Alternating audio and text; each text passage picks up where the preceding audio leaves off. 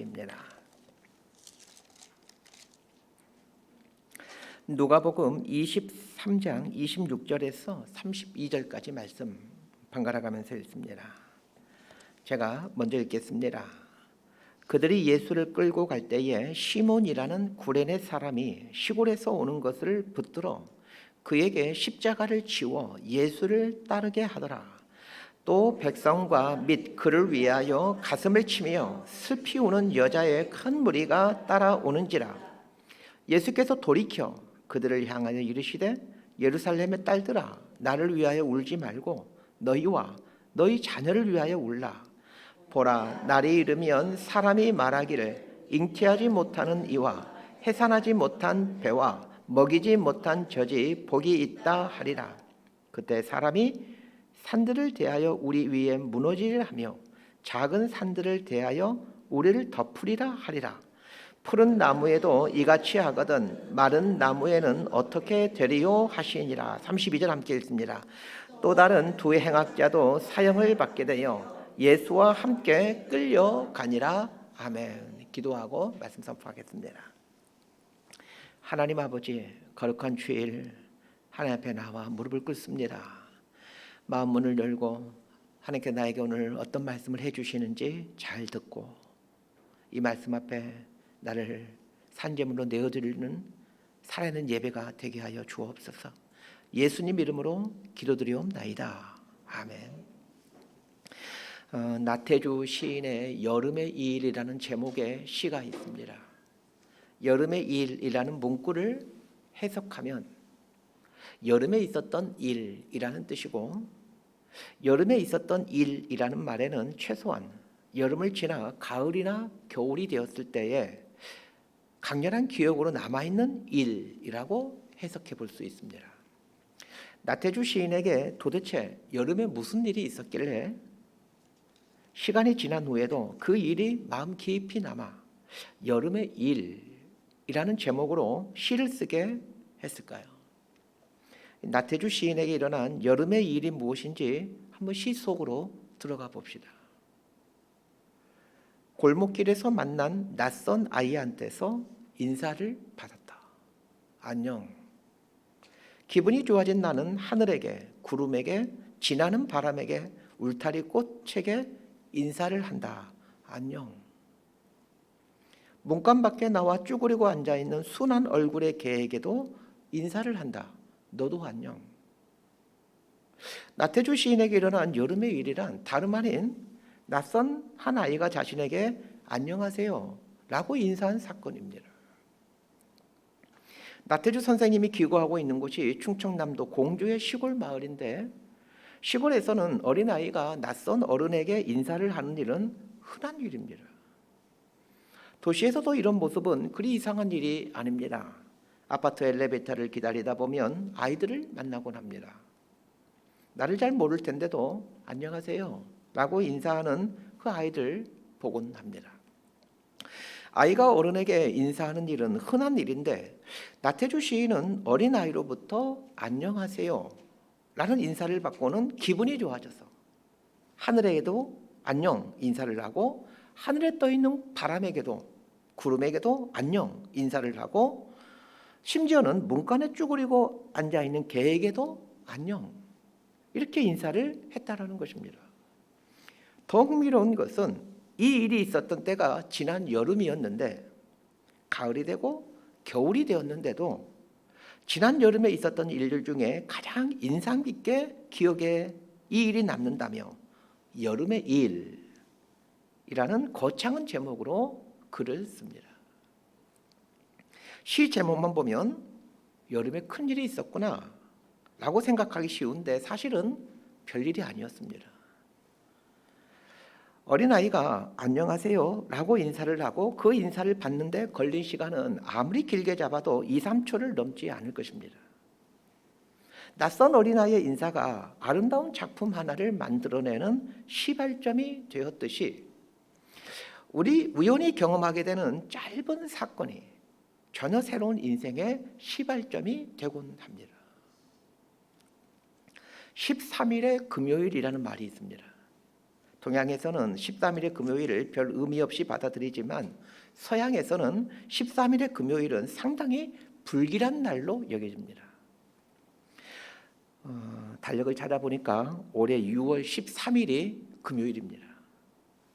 13일의 금요일이라는 저주의 날이 6월 13일인데 서양 사람들은 13일의 금요일에 머리를 깎게 되면, 즉 이발을 하게 되면 가족 중에 죽는 사람이 생긴다고 믿고 있고 13일의 금요일 날에 사업을 시작하면 재앙이 온다라는 생각을 갖고 있습니다.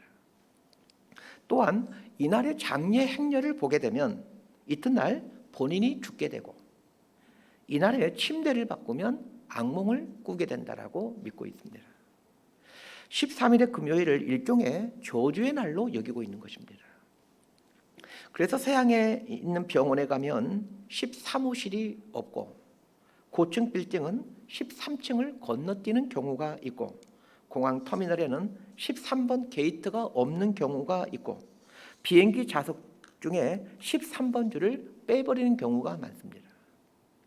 마치 동양에서 숫자 4를 싫어하여 아파트에 404호가 없는 것과 비슷한 것이라고 생각하면 됩니다. 그러면 13일의 금요일이라는 말은 어디에서 유래된 것일까요? 여러 가지 설이 있지만 가장 유력한 설은 예수님의 십자가 사건입니다. 예수님이 십자가에 못 박힌 날이 13일의 금요일이었다라고 전해집니다. 예수님이 십자가에 달려 돌아가신 요일은 금요일인 것은 확실합니다. 만약 그 주장이 맞다라면 예수님이 돌아가신 날은 아마도 4월 13일 금요일일 겁니다. 13일의 금요일이라는 미신이 예수님의 십자가 사건으로부터 유래가 되었다라면 13일의 금요일 저주를 가장 먼저 겪은 사람은 오늘 본문에 나오는 구레네 시몬입니다. 구레네 시몬은 예수님과 일면식도 없는 사람인데 2000년 전 4월 13일에 예루살렘을 방문했다가 예수님의 십자가를 대신 지고 가야 했으니 13일의 금요일 저주의 효시가 된 셈입니다. 지금으로부터 약 2000년 전 어느 금요일, 아마 그날은 태양력으로 4월 13일이었을 겁니다. 지금의 지명으로 리비아의 트리폴리라는 곳에 살던 시몬이라는 사람이 예루살렘에 왔다가 자신과 아무런 상관이 없는 사람을 매달 십자가를 지고 사형전까지 가는 일이 일어나게 됩니다. 오늘은 더럽게 재수없는 일을 겪었던 한 사람에 대한 이야기를 해보려고 합니다. 구레네 사람 시몬이 예수님을 매달 십자가를 지게 된 배경을 살펴보겠습니다. 십자가 사형을 언도받게 되면 사형수는 재판을 받는 자리에서 사형장까지 십자가를 직접 메고 가야 합니다. 예수님의 순환을 묘사하는 영화를 보게 되면 십자가 형틀을 사형수가 메고 가는 것으로 나오지만 사실은 십자가에 새로 죽인 나무는 사형장에 미리 박혀 있고 사형수는 십자가의 가로축 기둥만 메고 갑니다. 십자가의 가로축은 세로축보다는 작지만 그 무게가 14kg에서 18kg에 달한다라고 전해집니다. 예수님은 빌라도 총독으로부터 십자가 사형을 언도받고 사형 방식에 따라 십자가의 가로축의 기둥을 메고 골고다 언덕까지 가야만 했습니다. 그런데 예수님이 전날인 목요일 밤에 겟세마네 동산에서 땀방울이 핏방울이 되도록 기도하심으로 체력이 완전히 소진된 상태에서 밤을 새워 대제사장 관저와 사내들인 공회에서 그리고 빌라도 총독에게 오가며 재판을 받아야 했기에 완전히 탈진 상태였습니다. 이 상태에서 채찍을 맞으며 15kg 이상이 되는 기둥을 메고 가야 했기에 자꾸 쓰러지는 것입니다.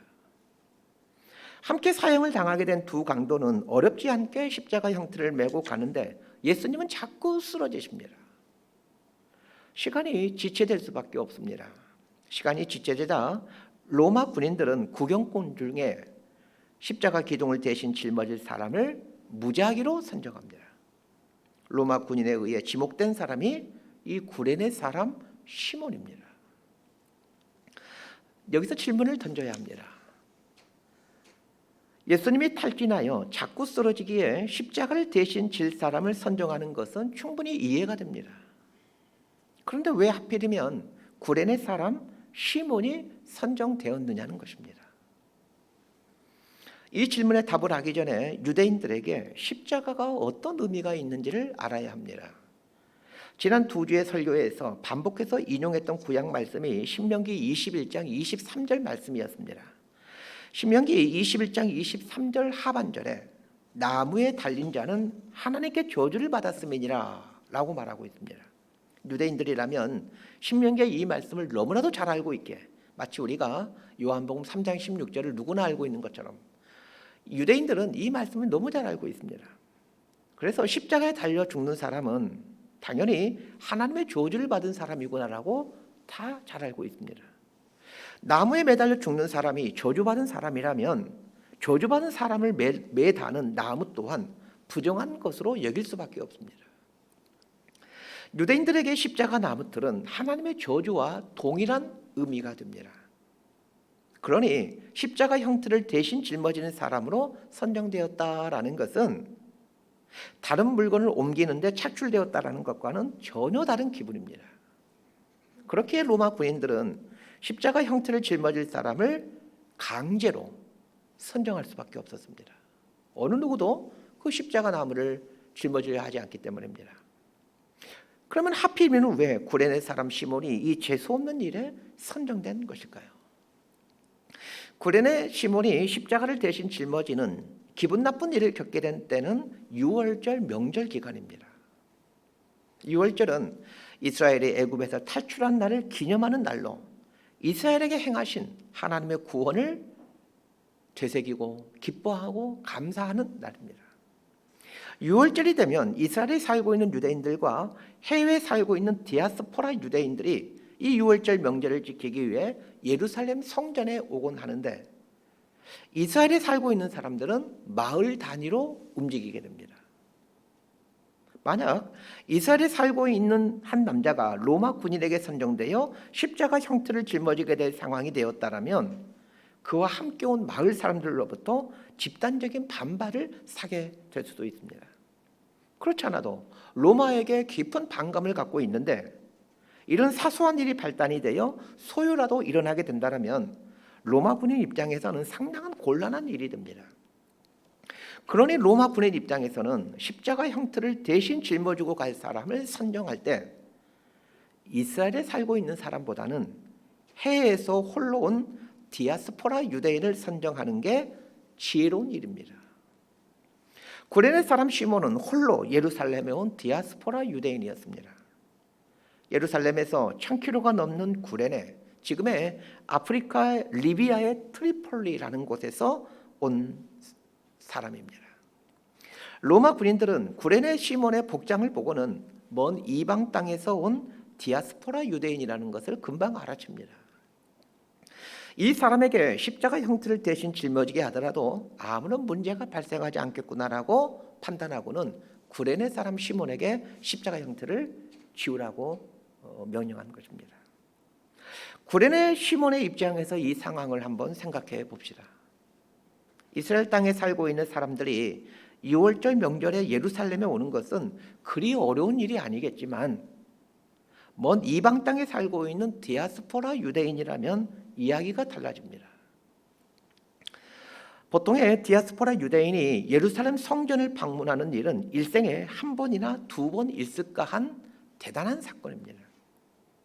당시의 교통 상황을 생각하면 예루살렘으로의 여행은 수개월이 걸릴 뿐만 아니라 상당한 비용이 들어가는 일생일대의 사건입니다. 마치 지금의 우리 기독교인들에게 이스라엘 성지 순례와 같은 개념이 이 당시에 디아스포라 유대인들의 예루살렘 여행이었습니다. 교회에서 이스라엘 성지 순례를 계획하더라도 많은 사람들이 참여하지 못하는 것은 두 가지 이유 때문입니다. 첫 번째는 많은 돈이 들어가기 때문이고, 두 번째는 많은 시간이 들어가기 때문입니다. 이스라엘 성지 순례를 가는데 들어가는 비용은 보통 사람의 한 달치 월급 정도가 됩니다. 작은 돈이 아닙니다. 그리고 성지 순례는 통상 일주일에서 열흘 정도가 걸립니다. 짧은 시간이 아닙니다.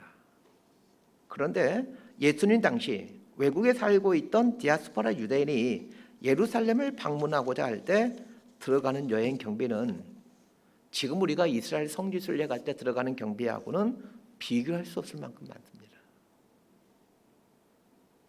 시간 또한 수개월이 걸립니다. 그러니 예수님 당시에 외국에 살고 있는 디아스포라 유대인이 예루살렘 성전을 방문한다라는 것은 지금 우리가 이스라엘 성지 순례를 가는 것과는 비교할 수 없이 많은 경제적 비용과 시간적 비용을 지불해야만 되는 일생일대의 사건이었습니다. 어쩌면 구레네 시몬의 인생 중 처음이면서 마지막 여행이었을 가능성이 아주 높습니다. 대단한 부자가 아닌 이상 일생에 한두 번 외에는 더 이상 갈 수가 없습니다. 그러니 구레네 시몬이 예루살렘 성전 가까이에 왔을 때에 얼마나 가슴이 벅차올랐겠습니까? 아마 예루살렘 성전이 멀찍이서 보일 때부터 눈물이 글썽글썽하고 심장이 고동쳐 왔을 것입니다. 그런데 예루살렘 성전 가까이 왔는데 로마 군인들이 구레네 시몬을 갑자기 붙잡더니 십자가를 짊어지게 하더니 사형정으로 가라고 윽박지르는 것입니다. 웬 날벼락입니까? 십자가 나무에 달려 죽는 자는 하나님의 저주를 받은 자라는 것을 잘 알고 있었기에 구레네 시몬은 저주받은 그 나무 토막을 지고 가는 일이 죽기보다도 싫었을 것입니다. 그래도 어떡합니까? 칼을 찬 로마 군인들이 눈을 부라리며 윽박지르고 있으니 피할 방법이 없죠. 예수님의 십자가를 대신 지고 가는 구레네 시몬에 대한 기사를 마태복음과 마가복음과 누가복음에서 기록하고 있는데 마태복음과 마가복음을 보면 로마 군인들이 시몬에게 십자가를 지우는 것을 묘사하며 억지로라는 단어를 사용하고 있습니다. 억지로라는 말은 구레네 시몬이 전혀 원하는 일이 아니라는 말입니다. 당연하죠. 누가 십자가를, 저주의 상징인 십자가를 대신 지려고 하겠습니까? 구레네 시몬은 예수님의 십자가를 전혀 원하지 않았습니다.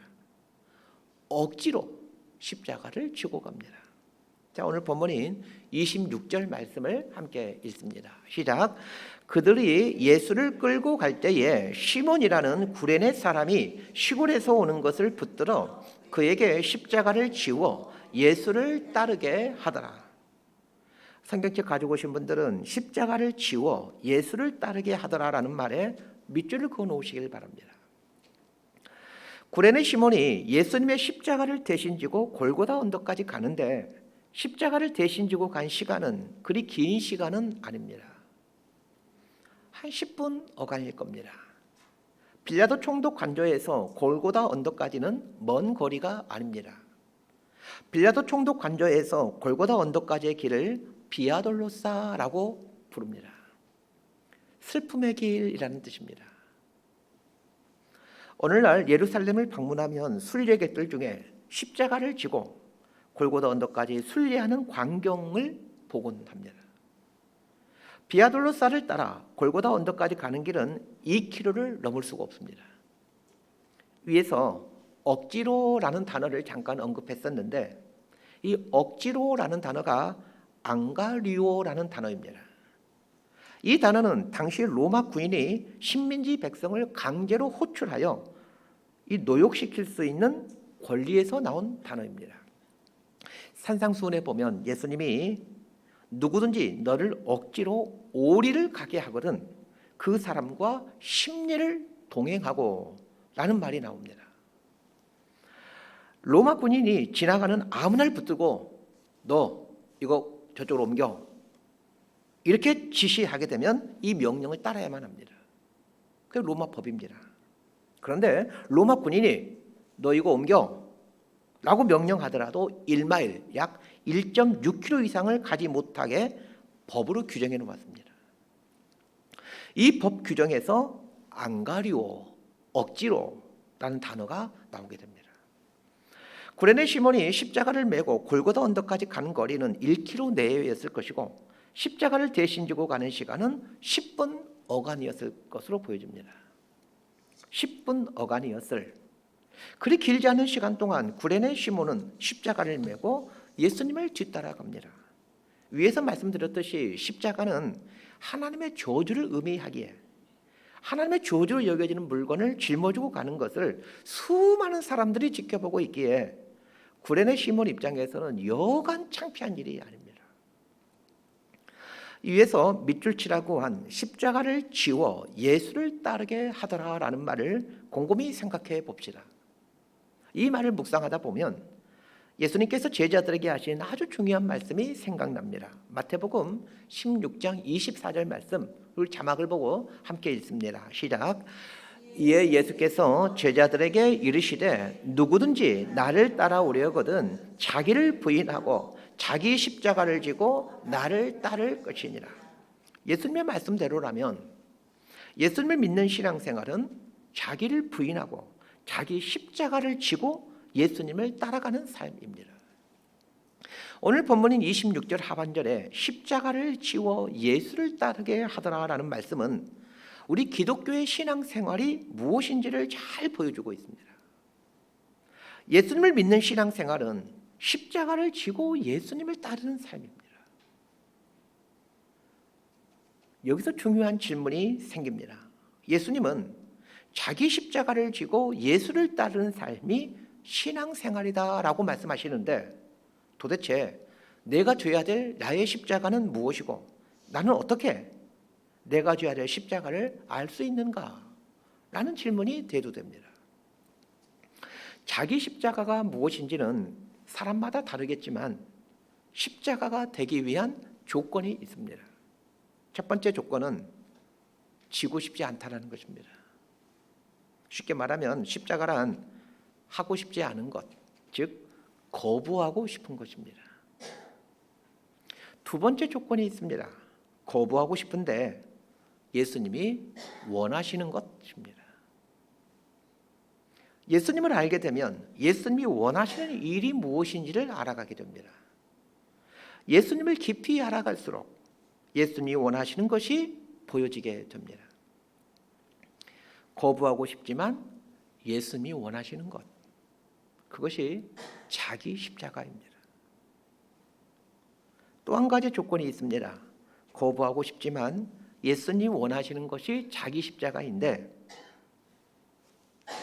내가 할 수 있는 것입니다. 자, 이 세 가지를 조합하면 하고 싶지 않는데 예수님이 원하시는 일, 그런데 내가 할 수 있는 일, 이것이 자기 십자가입니다. 근데 복습해 보겠습니다.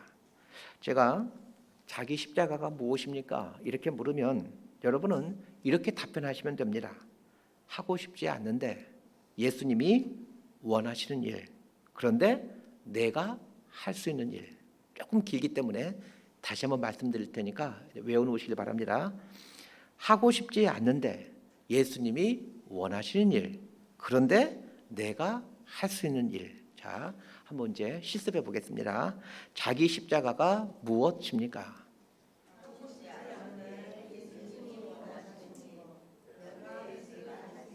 자, 다시 한번. 자기 십자가가 무엇입니까? 하고 싶지 않는데 예수님이 원하시는 일, 그런데 내가 할 수 있는 일. 그게 자기 십자가입니다. 예수를 믿는 신앙생활은 자기 십자가를 지고 예수님을 따르는 것입니다. 뒤집어 설명하면 자기 십자가를 지지 않고는 예수님을 따르는 신앙생활을 하고 있다라고 말할 수 없다라는 것입니다.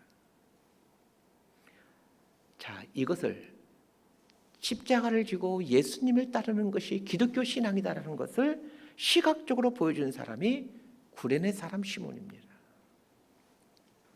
구레네 사람 시몬이 억지로 예수님의 십자가를 지고 갑니다.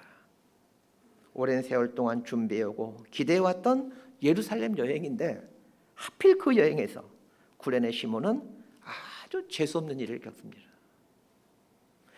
질문을 던져야 합니다. 구레네 시몬이 예수님의 십자가를 억지로 대신 짊어졌다는 이야기는 마태복음, 마가복음, 누가복음 세 복음서에 등장하고 있습니다. 지난 시간에도 말씀드렸지만 복음서는 예수님이 십자가에 달려 돌아가신 지 최소 20년에서 30년이 지나서 기록된 책입니다.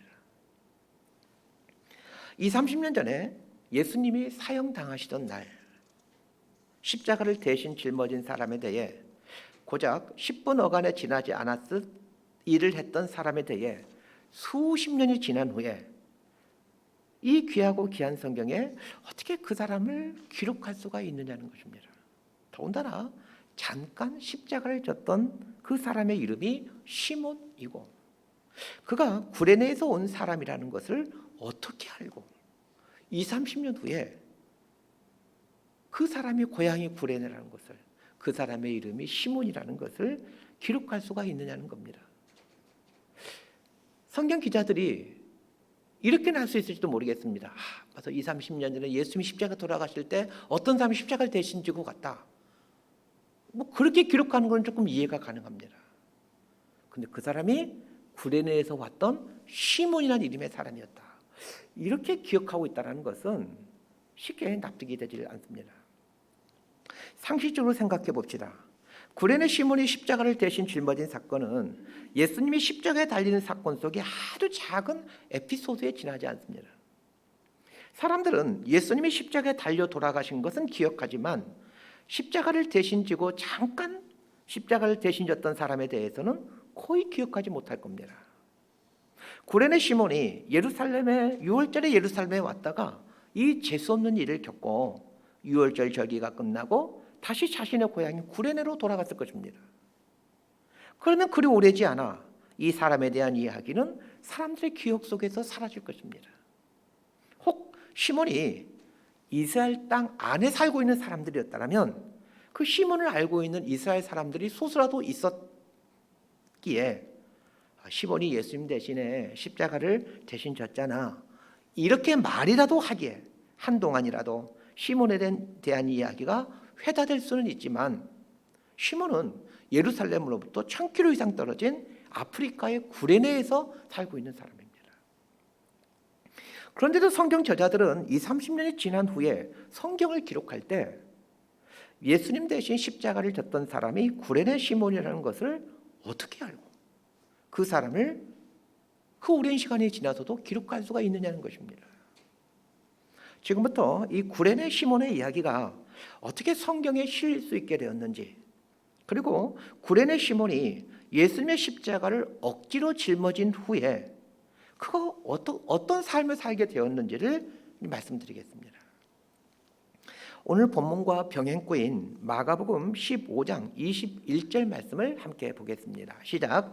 마침 알렉산더와 루포의 아버지인 구레네 사람 시몬이 시골로부터 와서 지나가는데 그들이 그를 억지로 같이 가게 하여 예수의 십자가를 지우고, 마가복음은 구레네 시몬을 설명하면서 알렉산더와 루포의 아버지 구레네 시몬 이렇게 설명하고 있습니다.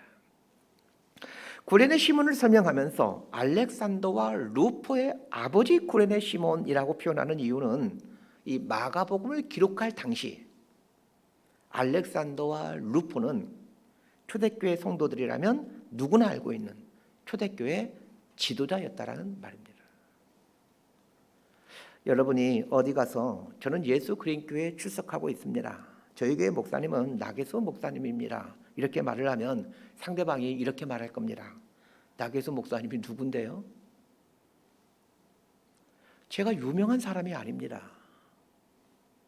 그런데 제가 전혀 유명한 사람이 아니지만 30년 후에 저의 두 딸 중에 큰 딸은 대통령이 되고 작은 딸은 창업을 해서 네이버나 카카오 같은 큰 기업을 일군 큰 회사의 창업주가 되었다라고 한번 상상해 보십시다. 그때 저희 교회에 출석하는 성도님이라면 이렇게 소개할 겁니다. 저는 예수 그리스도교회에 출석하고 있습니다. 저희 교회 목사님은 나누리 대통령의 아버지이며 나해인 창업주의 아버지이신 나게수 목사님입니다. 이렇게 말입니다. 이렇게 표현하는 것은 나게수 목사님은 전혀 유명하지 않는 사람이지만 나누리와 나해인은 누구나가 알고 있는 유명한 사람이라는 뜻입니다. 마가복음을 쓸 당시에 초대교회 성도님들은 알렉산더와 루포를 너무 잘 알고 있었습니다. 그만큼 알렉산더와 루포는 초대교회의 아주 유명한 분들입니다. 성경은 구레네 시몬의 두 아들에 대한 이야기만 하고 있는 것이 아닙니다. 구레네 시몬의 아내에 대해서도 이야기하고 있습니다. 로마서 16장 13절 말씀을 함께 읽겠습니다. 시작. 주 안에서 택하심을 입은 루포와 그의 어머니에게 문안하라. 그의 어머니는 곧 내 어머니니라. 로마서는 사도 바울이 로마 교회에 보내는 편지입니다. 사도 바울이 로마 교회에 편지를 쓰면서 그 로마 교회에 있는 한 성도의 이름을 언급하며 그분에게 안부를 전해달라고 요청합니다. 사도 바울이 안부를 전해달라고 하는 사람 중에 루포와 루포의 어머니가 나옵니다. 루포는 위에서 말씀드렸듯이 구레네 시몬의 아들입니다. 루포가 초대교회 성도라면 누구나가 알고 있는 유명한 지도자였기에 사도 바울이 안부를 전하고 있는 것은 전혀 이상한 일이 아닙니다. 사도 바울이 루포의 어머니에게 안부를 전해달라고 요청하고 있습니다. 루포의 어머니란 당연히 구레네 시몬의 아내입니다. 주위에서 봐야 될 것은 사도 바울이 구레네 시몬의 아내를 가리켜 내 어머니이다 이렇게 말하고 있다는 것입니다. 이 말은 구레네 시몬의 아내가 사도 바울의 육신의 어머니이다 그런 뜻이 아닙니다. 영적인 어머니이다라는 뜻입니다. 구레네 시몬의 아내는 사도 바울의 영적인 어머니가 됩니다. 기독교 역사상 가장 위대한 그리스도인으로 칭함받는 사도 바울의 영적인 어머니라면 얼마나 영광스러운 일이겠습니까? 저는 연세 드신 분들에게 이런 도전을 드립니다. 그리스도인이라면 내 자식 말고 다른 이로부터 최소한 한두 명의 사람으로부터라도 영적인 아비, 영적인 어미로 여김받는 삶을 사는 것입니다. 대단한 그리스도인이 되어야만 영적인 아비, 영적인 어미가 되는 것이 아닙니다. 제가 가끔 설교 중에 말씀드리는 분이 고 오근재 장로님이십니다. 몇 해 전 이맘때쯤에 한 3년 전에 이맘때쯤에 2월 달에 소천하셨는데 소천하기 전까지 교회 창립 기념주일이 되면 먼 길 마다하지 않고 노년에 몸을 이끌고 저에게 오셔서 대표 기도를 해주셨던 장로님이십니다. 저에게는 아버지 같은 분이십니다.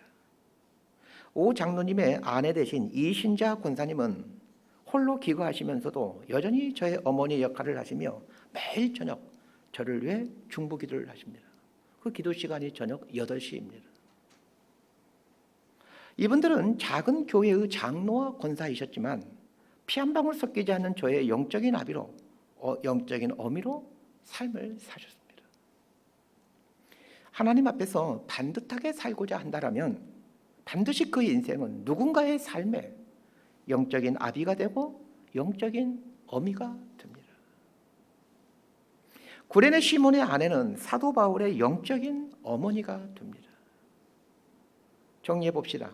구레네 시몬의 아들인 알렉산더와 루포는 초대교회 성도들이 다 알만한 지도자가 되고 구레네 시몬의 아내는 사도 바울의 영적인 어머니가 됩니다.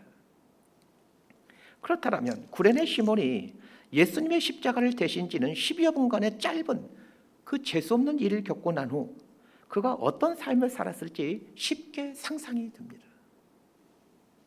구레네 시몬이 고향인 구레네로 돌아간 후 어떤 삶을 살았겠습니까? 구레네 시몬이 구체적으로 어떤 삶을 살았는지는 성경이 함구하고 있기에 알 수는 없습니다. 그러나 구레네 시몬이 신실한 그리스도인으로 살아갔을 것이라는 것은 분명해 보입니다. 그러면 구레네 시몬이 살아갔을 그 신실한 신앙의 삶은 구체적으로 어떤 모습이었느냐는 것입니다. 다시 한번 오늘 본문인 누가복음 23장 26절 말씀을 읽도록 하겠습니다. 시작. 그들이 예수를 끌고 갈 때에 시몬이라는 구레네 사람이 시골에서 오는 것을 붙들어 그들에게 십자가를 지워 예수를 따르게 하더라. 설교 전반부에 십자가를 지워 예수를 따르게 하더라라는 말에 밑줄을 그어놓으라고 말씀드렸습니다. 십자가를 지워 예수를 따르게 하더라라는 말을 깊이 생각해 봅시다. 이 말을 깊이 묵상하면 구레네 시몬이 어떤 신앙생활을 했을지 짐작이 갑니다. 구레네 시몬은 왜 하필 자신이 예수님의 십자가를 대신 지는 자로 선정되었는지 깊이 생각했을 것입니다. 모든 것을 주관하시고 섭리하시는 분이 여호와 하나님이신데, 그렇다면 이 일도, 모든 일에 정확하신 하나님이 이 일도 하나님의 섭리 안에서 행하신 일이라는 것을 알게 되었을 것입니다. 그리고는 예수를 믿는다는 것은 십자가를 지고 예수를 따르는 것임을 깨닫도록 하기 위해 하나님께서 이 일을 자신에게 허락하셨다는 것을 알게 되었을 겁니다. 그리고 매 순간 자신의 삶에 자신의 십자가를 지우고 예수님을 따라갔습니다. 구레네 시몬은 십자가를 지고 예수님을 뒤따라가며 예수님이 하나님의 아들이시라는 것을, 그분의 사랑이 얼마나 크고 깊은지를 알게 됩니다. 구레네 시몬이 예수님의 십자가를 대신 짊어지고 골고다 언덕으로 가는 모습을 상상해 보십시오. 예수님의 뒤를 따르면서 예수님의 일거수일투족을 똑똑히 지켜보았을 것입니다. 28절을 보면 예수님께서 돌이켜 자신을 따르는 여인들을 향해서 나를 위하여 울지 말고 너희와 너희 자녀를 위해 울라라고 말씀하십니다. 예수님께서 얼굴을 돌이켜 여인들을 향하실 때 구레네 시몬은 예수님의 그 얼굴을 보았을 것입니다. 채찍을 맞아 온몸이 피투성이였지만 그분의 목소리에, 그분의 숨소리에, 그분의 눈망울에 어려있는 사랑을 똑똑히 보았습니다. 구레네 시몬이 그 많은 비용과 시간을 들여 6월절에 예루살렘에 온 이유는 1400년 전 이스라엘의 조상들이 애굽을 탈출하는 그 6월절의 구원의 감격을 체험하고 경험하기 위해서였습니다. 그러나 구레네 시몬은 1400년 전에 있었던 이스라엘 조상들의 6월절이 아닌 하나님의 어린 양 대신 예수님이 인간들을 죄와 사망으로부터 구원해내는 진짜 6월절을 자신의 눈으로 직접 경험하고 체험하게 됩니다. 미천하기 짝이 없는 자신이 하나님의 어린 양이신 예수님이 인간을 구원하는 사건 속에 등장인물로 택함받았다는 것을 깨닫게 됩니다. 이 깨달음을 갖는 순간 자신이 대신 짊어졌던 십자가가 하나님의 놀라운 사랑이었다는 것을 알게 되고, 십자가 형틀에 묻어있던 예수님의 피가 하나님의 보혈이었다는 사실을 알고 통곡하게 됩니다. 더 나아가 10여 분 어간의 이 재수 없는 사건을 통해 하나님을 신앙한다라는 것이 무슨 의미인지를 그런 깊이 깨닫게 됩니다. 하나님을 신앙한다라는 것은 자기 십자가를 지고 예수님을 따르는 삶이라는 것을 말입니다. 구레네 시몬이 억지로 십자가를 대신 지는 재수 없는 이 경험을 한 후 자신의 십자가를 지고 예수님을 따르는 삶을 지속해 왔기에 이 모습을 지켜본 두 아들은 아버지의 삶을 보며 그리스도인이 되었고, 그의 아내 또한 남편의 삶을 보며 사도 바울의 영적인 어머니로 거듭났던 것입니다. 말씀 정리합니다. 기독교의 큰 신비 중에 하나가 고난의 교제입니다. 고난의 교제라는 문구를 한번 메모할 수 있는 분들은 적어 놓으시고 이 말을 깊이 묵상했으면 합니다. 고난의 교제란 고난을 통해 그리스도와의 교제 속으로 들어간다라는 뜻입니다. 오늘 본문으로 바꾸어 표현하면 자기 십자가를 짐으로 그리스도와의 교제 속으로 들어간다라고 말할 수 있습니다. 고난의 교제라는 이 말을 만들어낸 성경 구절이 있습니다. 빌립보서 3장 10절 말씀입니다. 우리 자막을 보고 함께 읽도록 하겠습니다. 시작.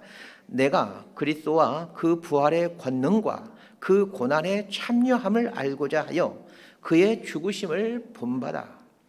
고난의 참여함을 알고자 하여 그의 죽으심을 본받아. 이렇게 말하고 있습니다. 고난의 참여함이라는 말에 이 참여라는 헬라어 단어는 코이노니아라는 단어입니다. 많이 들어본 단어일 겁니다. 코이노니아라는 말은 교제라는 뜻입니다. 그래서 고난의 참여함이라는 말은 고난의 교제라는 뜻입니다. 코이노니아라는 말은 코이노노스라는 말에서 유래되는데, 코이노노스라는 말은 동업자, 배우자라는 뜻의 단어입니다. 고난에 참여하다라는 말은 예수님의 동업자가 되다, 예수님의 배우자가 되다라는 뜻입니다. 피투성이가 된 채 기운이 소진하여 십자가 형태를 메고 갈 수가 없어 자꾸 쓰러지는 예수님의 모습을 상상해 봅시다. 그런데 그 예수님 뒤에서 예수님과 보조를 맞추면서 예수님의 피 묻은 십자가 형태를 대신 지고 가는 사람이 있다면 그 사람은 영락없는 예수님의 동업자, 예수님의 배우자 아닙니까? 십자가를 지워 예수를 따르게 하더라라는 오늘 본문 말씀처럼 예수님을 따르는 삶은 반드시 십자가를 지고 가는 삶입니다. 그런데 아셔야 합니다. 십자가를 지고 예수님을 따를 때 하나님께서 그 인생에게 상상할 수 없는 복을 주신다는 것을 말입니다. 변방인 구레네에 살던 무명의 시몬에게 하나님께서 어떤 복을 베풀어 주셨는지를 생각해 보십시오. 변방에 살던 구레네 시몬에게 하나님께서 왜 그리 큰 복을 내려주십니까? 예수님을 대신하여 예수님이 짊어져야 할 십자가를 억지로나마 대신 졌기 때문입니다. 하나님의 복을 받는 비결은 그리 어렵지 않습니다. 제발 좀 복 좀 주세요. 이렇게 기도한다고 복을 주는 것이, 복을 얻는 것이 아닙니다. 복을 받는 비결은 의외로 단순합니다. 성경 말씀처럼 십자가를 지고 예수님을 따르는 것입니다. 예수님의 동업자로, 예수님의 배우자로 살아가는 인생에게 하나님께서 어찌 복을 내려주시지 않으시겠습니까? 하나님이 주시는 이 귀하고 귀한 복을 누려가는 저와 여러분들 모두가 되기를 진심으로 소망하고 축복합니다. 기도하겠습니다. 하나님, 누구나 십자가를 지는 것을 싫어합니다. 구레네 시몬도 십자가를 거부하고 싶었습니다. 그러나 억지로라도 십자가를 지는 구레네 시몬에게 하나님께서 어떠한 복을 주셨는지 오늘 말씀을 통해 알게 됩니다. 거부하고 싶은 것, 그러나 우리 예수님이 원하신 일을 나에게 보여주신 것을 나의 십자가로 알고 기꺼이 나의 십자가를 지고 주님을 따름으로 주님의 동업자로, 주님의 배우자로 인정받는 감격과 기쁨을 누리며 사는 저희 인생들 되게 하여 주옵소서. 예수님 이름으로 기도드리옵나이다. 아멘. 다 함께 일어나서